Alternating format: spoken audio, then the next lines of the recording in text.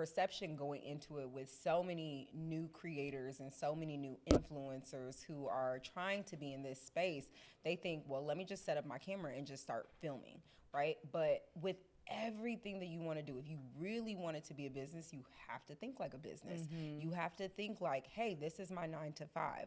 When I was working full time, I would take my lunch breaks and go create content. Like, I would strategize and plan and really be intentional. Hey guys, welcome back to Talk That Talk. I told you guys I had something special for you today, and here she is, honey. Social media influencer extraordinaire, Carmen Renee. Baby, how are you? Thank you for being here with me today. Thank you. I am great. I'm so excited to be here with you. Thank you. I'm so excited to have you. I have been watching your journey for so long. Like, I feel like I know you, but I don't know you, but we know each other. So we're getting to know each other, and you're going to love me as much as I love you. I know. I feel it. I feel the connection. Absolutely. Absolutely. So, Carmen, let's jump right into it. Let's talk that talk, honey. Love it. Tell us, we all know that you are social media maven, influencer extraordinaire. Tell us, though, who is Carmen to her core for those that don't know you just yet? Okay, so for me, I am truly a bubbly person. Like, I'm big on energy. I love to love hard. And so what people don't probably know about me is I'm silly, I'm fun. I care deeply about my family. And everything that I do has to be rooted in faith and my walk with God. I love that. You know what? I didn't plan it like this, but God had a plan. Every woman that I have had on today, we've been talking about multifaceted women, multidimensional women, and every single one of you all has spoken about how God has grounded you, how, baby, he keeps on keeping on with us. He does.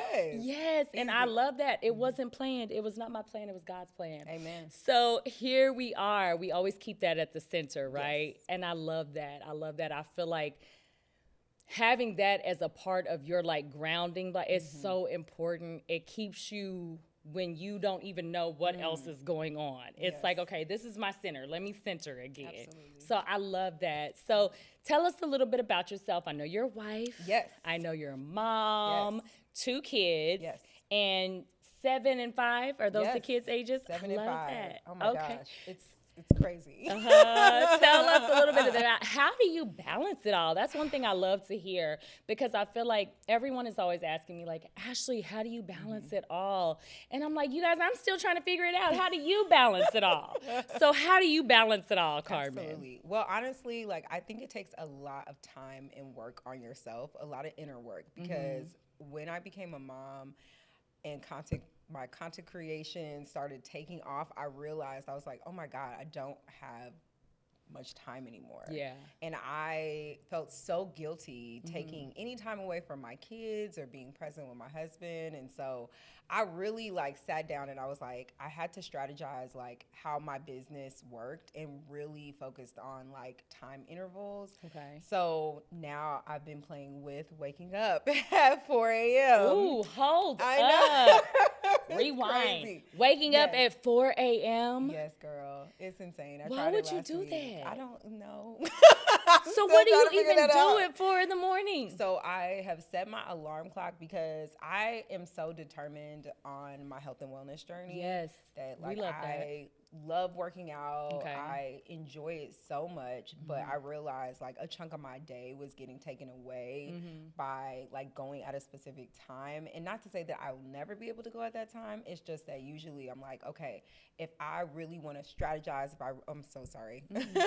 But if I really want to strategize, if I really want to stay on top of my business as a creator, like I need to work during the day. And so I was like trying to find the best formula. And honestly, it was like, you have no other choice but to wake up at 4 a.m. if you want to get this workout in. Like, there's got to be another choice, Carmen. So Monday, Wednesday, and Friday, I wake up at 4 a.m. Okay. Tuesdays and Thursdays, I try to mix in, like, going at 9. I have an accountability buddy that I love. And so, you know, that kind of keeps me balanced. And so that way I kind of map out my schedule. I know exactly what I'm doing during the day. I know my time blocks, and I put my phone on Do Not Disturb and I get to work. Yeah, I love that. So what you're saying is have a plan, stick to the plan, implement the plan, yes. and stay there. Stay and be disciplined about it. You have to be disciplined. That's actually my word of the year is discipline and consistency. I love that. Yeah. Absolutely. I love that, discipline and consistency, because I feel like you have to have that in all things, and how you do one thing is how you do all Especially things. if you want to make money. And that is always the goal, honey. We want to be where the money resides. Listen, you know? where the money resides, where the money resides. Period. That's where we're trying to live. Mm-hmm. That's the pocket we'd like to stay in. Absolutely. Okay, so I feel like everyone sees, social media creator, influencer, and they feel like that's an easy life. And girl, exactly. I tried my little hand at social media creation, and I'm like, you know what? This is not what God has for me. It's not what God has for me. It's actually so much harder than it looks. So what do you feel like is the expectation versus reality? Let's talk to the would-be or want-to-be content creators out there. Yes.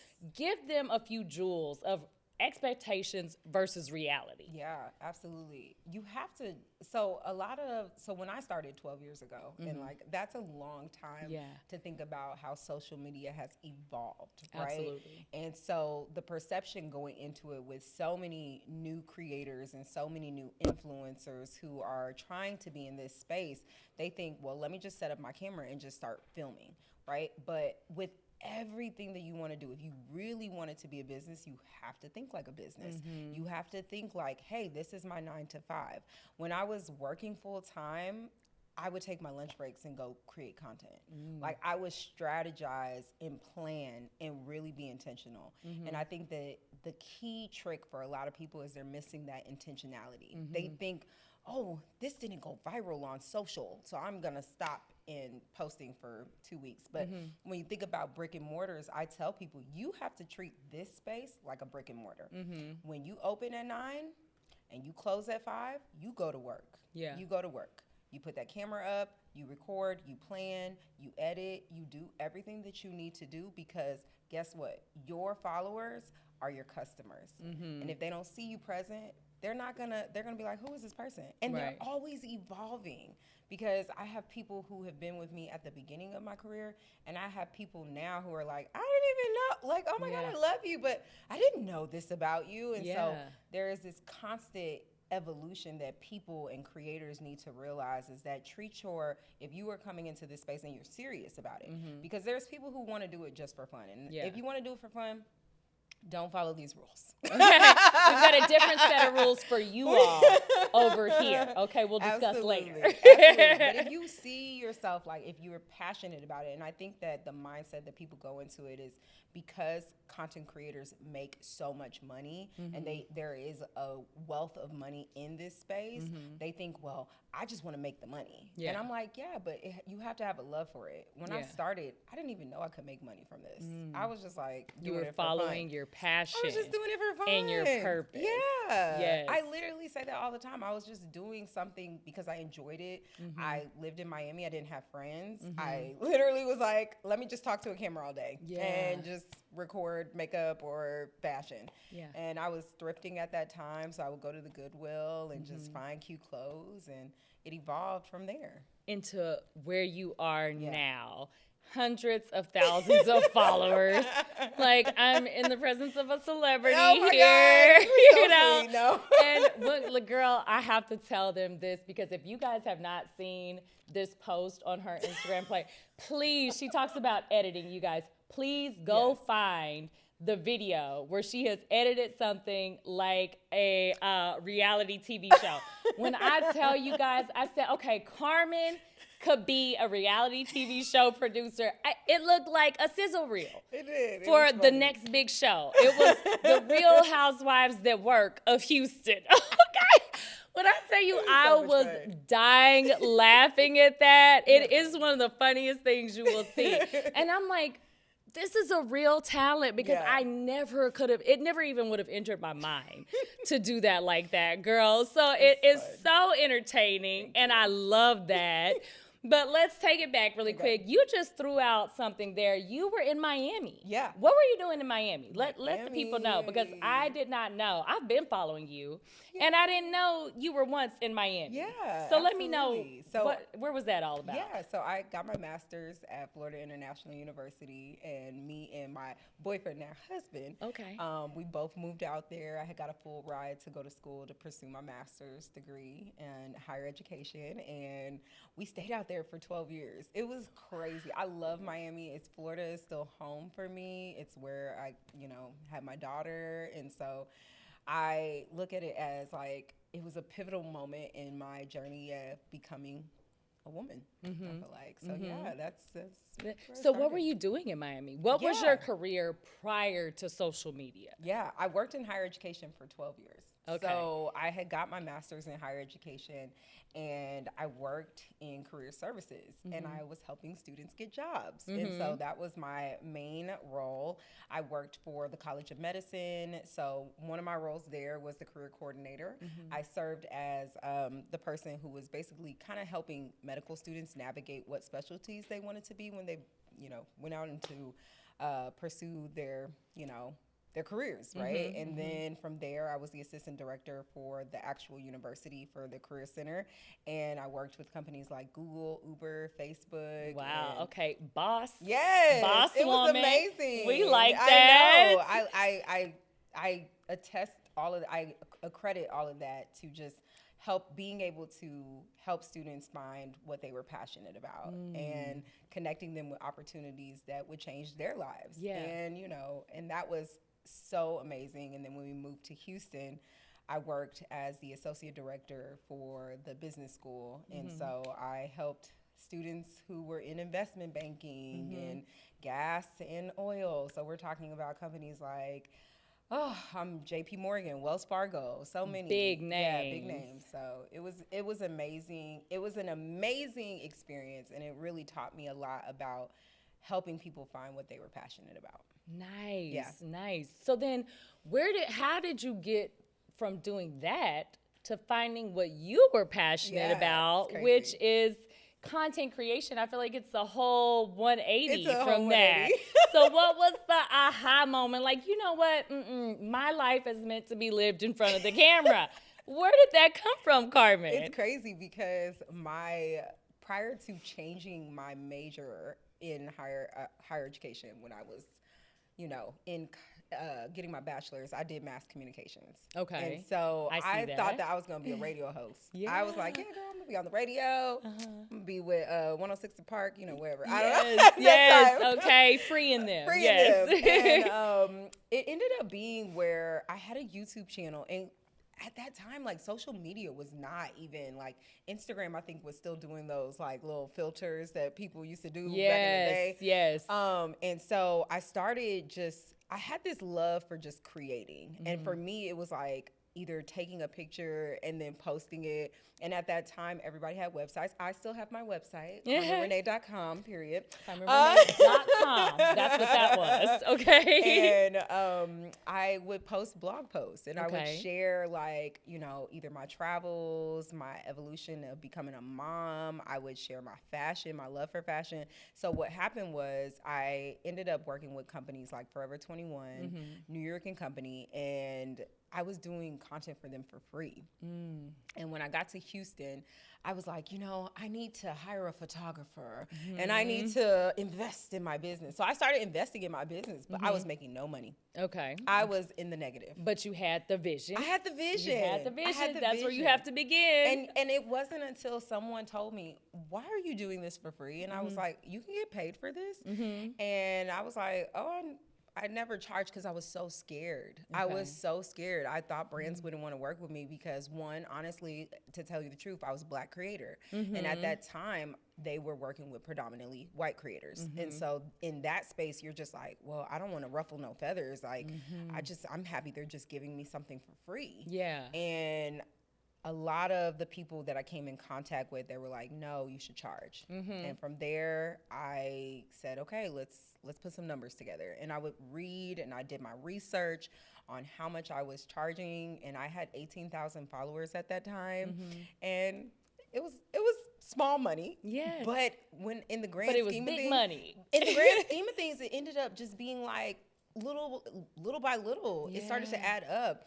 And then I remember one of my coworkers said, you know, you probably could do this full time. And I was like, nah, like, I can't do this full time. Like, that's insane. Like, this is my career. Like, I've built myself as a higher education professional. I can't see myself doing anything like this.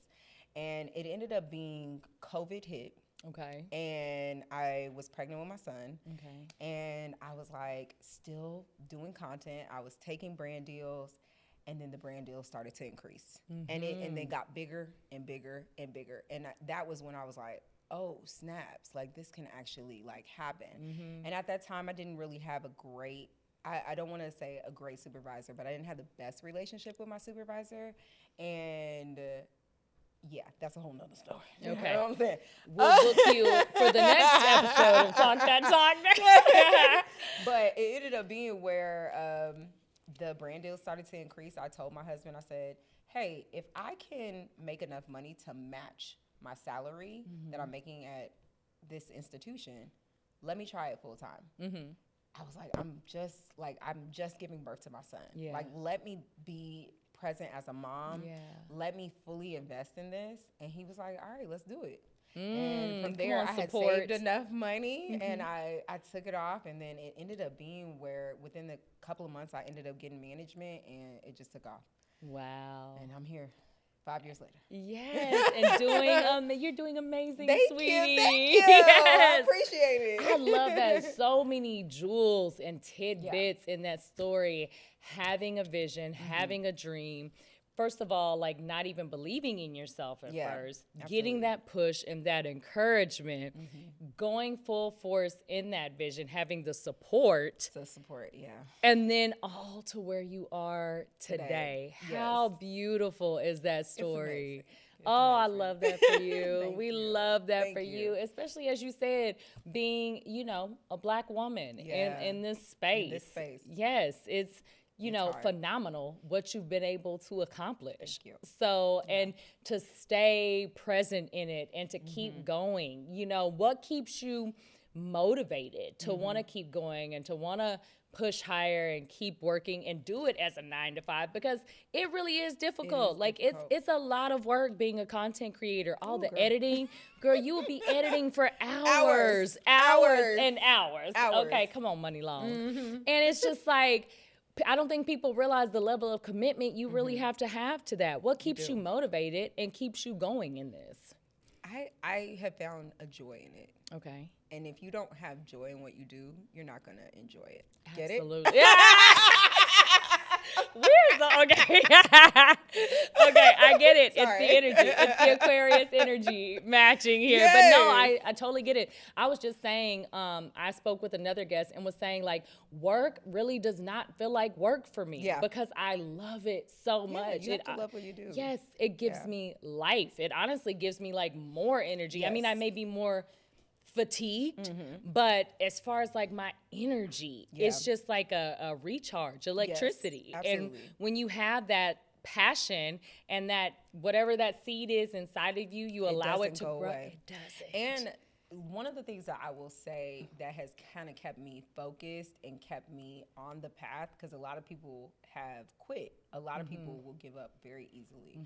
And I always tell myself, I enjoy being a creative. Like, I get a rush seeing other creatives, like how they edit or how they tell a story.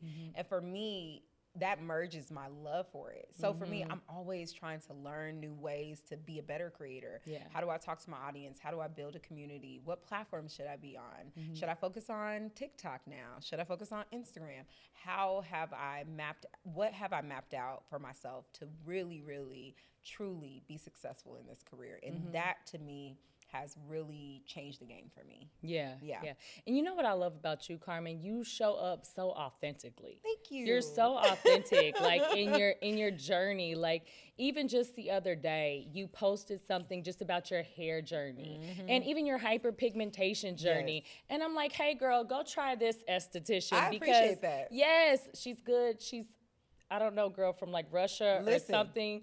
She is really good. Okay. Listen, I wrote the note down. Yes. Set the appointment up tomorrow. But you're just so authentic about that and honest and transparent. And that's so refreshing when everyone tries to be perfect. And so I feel like that really helps you connect with your audience. Absolutely. How do you decide, like, okay, I'm going to share this. I'm not going to share this. This is too much. This is not enough. How do you balance that? Well, when it comes to certain things, when it comes to like myself, I focus on solely me, right? And so when it comes to anything in my journey that focuses on like hair, skin, I talked about my whole mommy makeover process. It's all on the table. Yeah. Like for me, it's all on the table. I'm like, because at the end of the day, I know that there's going to be somebody out there that connects with it. And that's what I want. Like I started this platform fully vulnerable, opening myself up. And I remember going to this conference and hearing this quote. Everything that you do on social media, people are probably going to think it's cringe. But you got to climb cringe mountain if you want to see success. Yeah. And for me, that has always been the pivotal of how I move. Okay. It's like, I don't care if y'all see my hair and I look busted and I look like Cynthia from Rugrats. Girl, you sent me with that one. I said she did not copy and paste Cynthia in here, honey. Yes, I did. But then guess what? I went up and looked up that little wig band that you had because I was like, I too, honey, need to be here with you. Because there's so many people on a journey and it's so hard to find people that you can connect with and be like, wow, I'm going through that too. Yeah. And to even know when it's like a bigger platform, like if you have a bigger platform and you see people doing it, it's like crazy because people will be like, oh my God, I can't believe she just took her wig off. Yeah. I can't believe she's experiencing hair loss. I can't believe this. But vulnerability, if you are a content creator and you are not being vulnerable with your audience, that is where you will lose at your community because you build community by being vulnerable. That's a good little tidbit for you all. You build community by being vulnerable because honestly, that absolutely is what keeps me coming back to your page. All the tips and tricks that you share. I'm like, okay, she said to try this. Let me find that really quickly. And that's so appreciated because like you said, people don't show up like that. And people don't understand like perfection is not even that fun to watch. It's not. It's not. We're a little bored with it. We're bored. Okay? Yeah. Absolutely. So that's so appreciated. Let's talk about for a moment. I know you're a wife and a mom. And one thing that I like to ask my wives and mothers, how do you balance it all and stay so fabulous? Ooh, honey, because self-care is number one. Thank you. Thank you for saying it. So I didn't have to be the one to say it again. I live by a quote. I got to put me first, Lucius. Okay. Not Cookie. If you don't know Cookie, you don't understand, okay?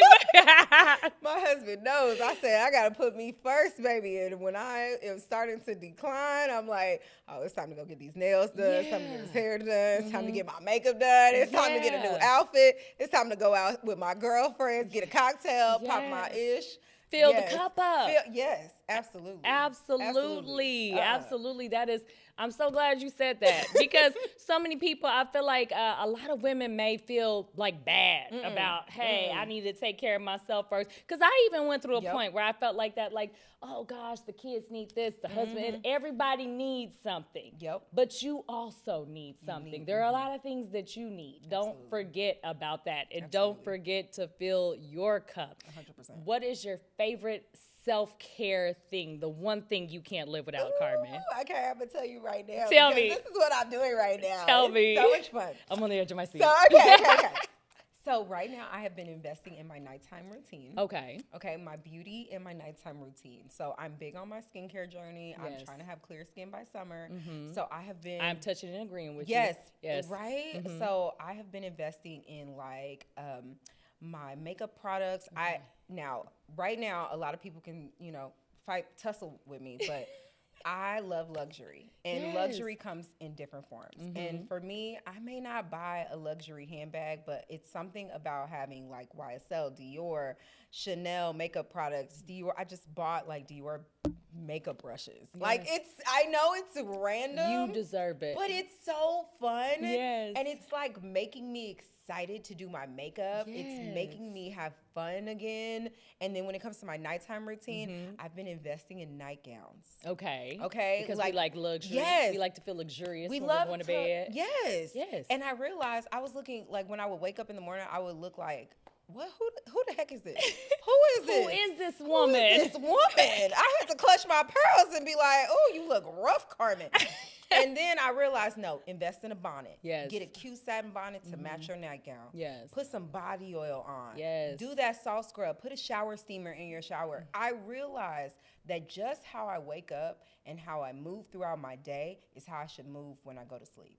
And that has changed the game for me in my mental peace. Yes. Like it becomes now a ritual. Yes. It's an experience. A ritual. And then it's how you go to sleep. It's how you move through your day, but it's also like how you move through life. Yes. Like I'm moving Absolutely. through life expecting luxury. Yes. So it's coming to me. Absolutely. I'm magnetic. I'm magnetic. Ooh, like, I put on my little Meta glasses. I read my book. Yes. I drink my little sleepy time cocktail. And I just like I told my husband, I was like, man, this is great. It's just like this is self-care. This is luxury to me. And he'll be like, what? And I'm like, yeah. And at one point in time when I was buying nightgowns, he was like, oh, you trying to be sexy for me? I said, no, I'm trying to be sexy for myself. Period. I said, this is an addition for you.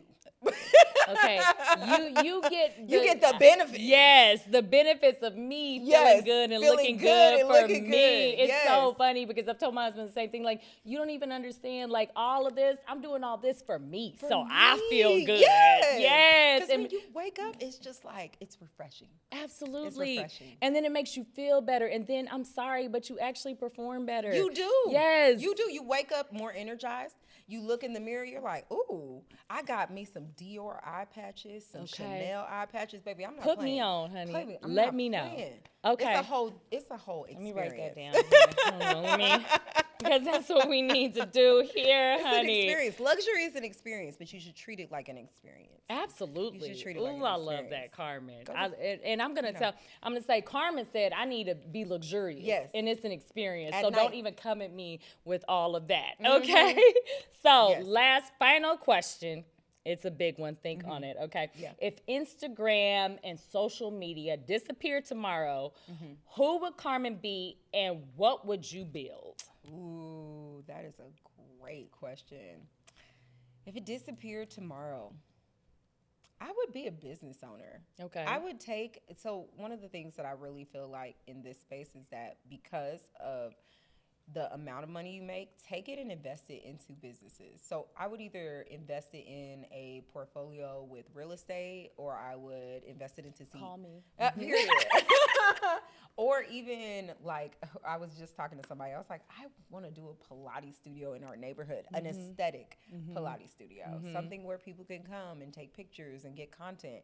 Because I think a lot of businesses, when they start brick and mortars, they don't think about the aesthetic portion. And I know that people are like, oh, that's so vain, but people are vain, unfortunately. Yes. And so there's a lot of money being made in vanity. It is. But you capitalize on it because people want experiences. And so aesthetic and experiences merged together creates a successful business, especially if you have the right people staffed. So I would invest in a business, and I would still invest in being like the best mom I could.